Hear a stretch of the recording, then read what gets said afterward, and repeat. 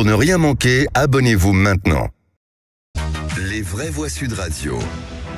3 mots dans l'actualité comme tous les soirs. Il y a le mot d'abord intrusion, puisqu'on l'a appris il y a quelques heures. Il y avait effectivement 2 jeunes qui s'étaient introduits dans le collège où a été retrouvé mort le principal. On n'en sait pas davantage, mais on va en reparler. Il y a aussi le mot qui est plutôt un patronyme, Darmanin. Gérald Darmanin présidentiable. Est-ce que vous y croyez? On y croit de plus en plus. En tout cas, il en parle lui-même sans se positionner. Vous me direz si vous le voyez comme candidat possible à la présidentielle. Et puis le 3e mot, c'est quand même Coupe du Monde de football féminin, puisqu'on connaît l'affiche des finalistes. On l'a appris aujourd'hui avec la qualification des Anglaises qui iront défier les Espagnols en finale de la Coupe du Monde. Voilà pour ces 3 mots. Les vraies voix Sud Radio. Commençons par ce premier mot, je le disais, 2 individus, un mineur de 17 ans et un très jeune majeur de 19 ans, ont fini par reconnaître s'être introduits dans ce collège en fracturant la porte. Le collège où s'est déclenchée une alarme anti-intrusion. Le principal du collège, qui était chez lui dans son domicile, s'est rendu pour inspecter. On ne sait pas ce qui s'est passé ensuite. Il a été retrouvé mort. On ne va pas donner de détails ou essayer de débattre sur un dossier dont on ignore tout. En revanche, il y a une question qui a commencé à se poser. Je vais peut-être vous la poser aux parents d'élèves que vous avez été, mon cher Rodrigo. Je suis toujours. Mais oui, vous êtes toujours. Est-ce que c'est au principal, la nuit, d'aller vérifier ou d'aller faire la police dans son collège et d'aller assurer la sécurité, ou est-ce qu'il aurait fallu effectivement que ce soit plutôt la police qui est censé le faire? Si c'est la nuit, j'ai envie de vous dire que c'est plutôt au dispositif de sécurité qui est en place dans la commune à le faire. Moi, je connais beaucoup de communes dans lesquelles la police municipale, en l'occurrence, ou les dispositifs qui sont mis en place sont amenés à intervenir, notamment quand les alarmes se déclenchent.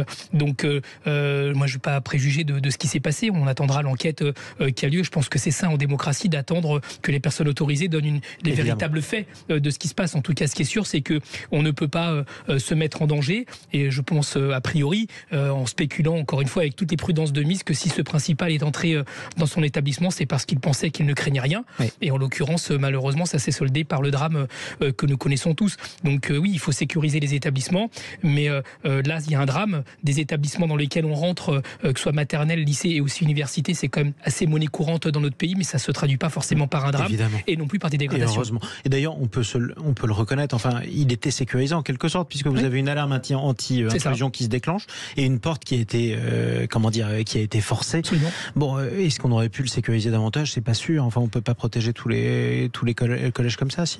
Si vous avez des personnes qui manifestement veulent commettre un acte délictueux, c'est difficile de les empêcher de faire.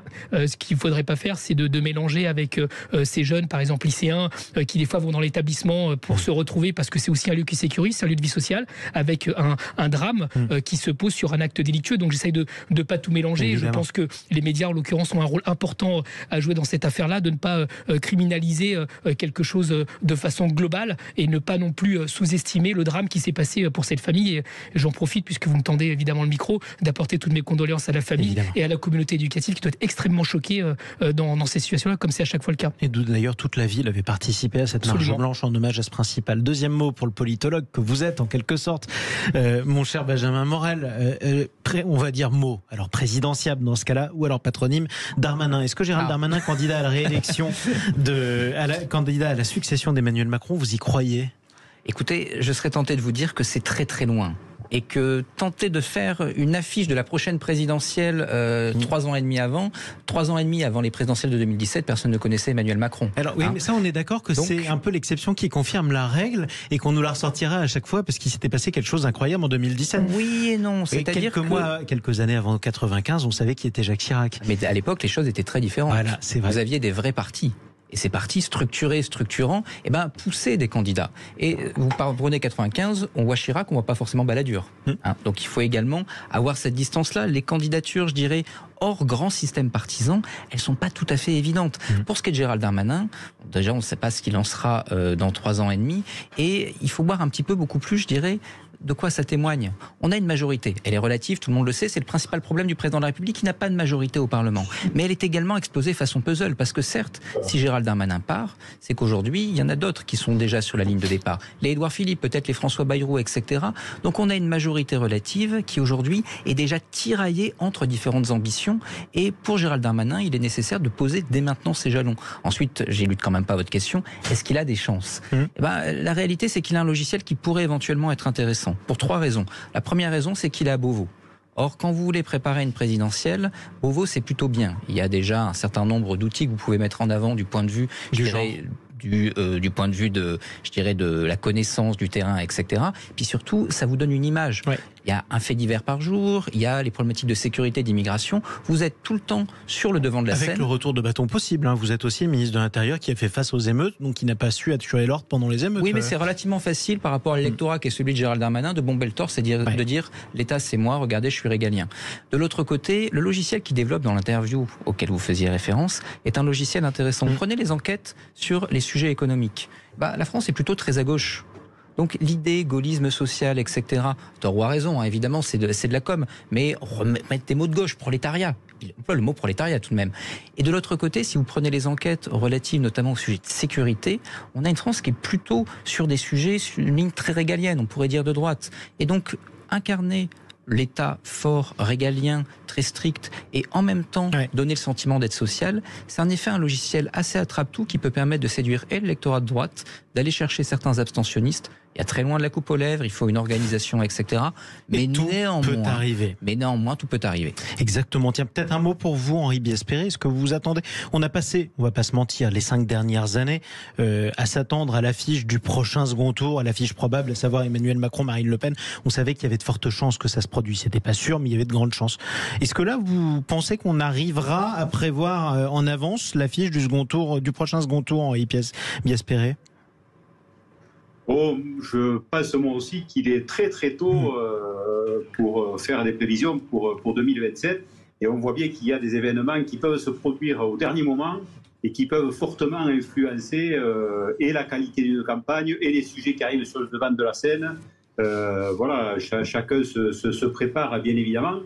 Mais prévoir comme ça 3 ans à l'avance quels seront les finalistes, il peut se passer tellement de choses d'ici là. Et en plus, Rodrigo Arenas nous confirmera que c'est déjà difficile de prévoir qui sera le candidat de la France Insoumise. C'est difficile de prévoir quel sera le programme électoral et politique qui permettra de sortir la France de la situation difficile dans laquelle elle est, qu'on soit de gauche ou de droite. Moi, je suis un ardent militant de la NUPES, dire de l'union de la gauche. Je pense que si un candidat doit gagner à gauche, il faut qu'il soit porté par l'ensemble de la gauche et pas simplement par une organisation. Vous êtes pour la NUPES d'ailleurs, à la présidentielle ou à toutes les élections, y compris les européennes, puisque pour l'instant, ça n'en prend pas le chemin, une liste unique. Moi, vous savez, comme vous le savez, je suis d'origine chilienne et pour moi, l'unité populaire, c'est pas rien, c'est ce qui a porté Allende au pouvoir. Donc, je pense qu'aujourd'hui, avoir un rassemblement politique qui soit pas dans le marché électoral comme on se distribue des parts de marché, je pense que c'est ça dont on a besoin aujourd'hui. Donc quand vous me parlez de Darmanin, qui pour moi est un peu le Dupont-Aignan de Macron, c'est-à-dire le gars que je raconte à tous ceux qui nous écoutent la moue que vous avez faite quand vous avez entendu Benjamin Morel dire que Darmanin parlait du prolétariat, c'était assez drôle. Non, c'est parce qu'en fait, j'ai le nez qui coule depuis tout à l'heure. Mais si vous donnez le compte de la clim. Moi, Darmanin me fait pas beaucoup rire, mais d'ailleurs, comme je le vois tous les mardis à l'Assemblée nationale, je trouve que c'est inquiétant d'ailleurs ce qu'il porte. La question qui se portera pour lui, c'est est-ce qu'il sera un candidat de droite, est-ce qu'il sera un candidat de Macron ? Vous l'avez dit très exactement, Monsieur Morel, il y a une transformation assez radicale du monde politique, notamment sur les organisations. D'ailleurs, si on parle de la LFI, c'est pas un parti en soi, c'est un mouvement. Donc, on est dans une autre façon de faire de la politique aussi. Et moi, ce qui m'intéresse, c'est comment on répond aux besoins des gens. Aujourd'hui, il y a eu l'allocation de rentrée scolaire. Le moins qu'on puisse dire, c'est qu'on joue petit bras. Donc, vous voyez, Darmanin ou pas, j'ai envie de vous dire, c'est pas tellement le sujet. C'est qu'est-ce qu'il va porter, qu'est-ce qu'il va incarner, et est-ce qu'il va faire comme Dupont-Aignan, est-ce qu'il va faire comme, j'en sais rien. Moi, c'est son affaire. Après tout. En tout cas, je sais qu'il abîme la France avec la police, ça c'est clair, et il abîme la police avec ce qu'il lui fait faire à la France. Et on reparlera aussi de la police. Dernier mot, il faut quand même le dire parce qu'on connaît l'affiche de la finale de la Coupe du Monde de football féminin. D'abord, qui a regardé des matchs du mondial? Vous n'êtes pas obligé, n'ayez pas honte de dire non si c'est pas le cas. On n'est pas obligé d'aimer le foot d'abord dans ce pays. Qui a suivi un peu? Vous avez suivi Benjamin ou pas? Non, mais j'ai une excuse, je ne regarde pas vraiment le football. Mais voilà, donc de façon générale. Vous excusez pas. Bon, moi, vous avez regardé quel match? Je viens de regarder celui d'aujourd'hui là. C'était pas mal, justement. C'était pas mal, ouais. Avec une il y a eu de l'intensité jusqu'à la fin. Exactement. Australie, Angleterre, c'est presque un derby anglo-saxon. Victoire 3-1 des Anglaises qui ont vengé nos Françaises éliminées par les Australiennes il y a peu en quart de finale. La finale, on la connaît donc. Ce sera Espagne-Angleterre dimanche prochain à midi. Ce qui est incroyable aussi, c'est que plus les matchs avancent dans la compétition et deviennent importants, plus l'horaire devient acceptable pour nous Européens, parce qu'on sait quand même que c'est nous qui regardons plus le foot avec peut-être l'Amérique du Sud. Allez,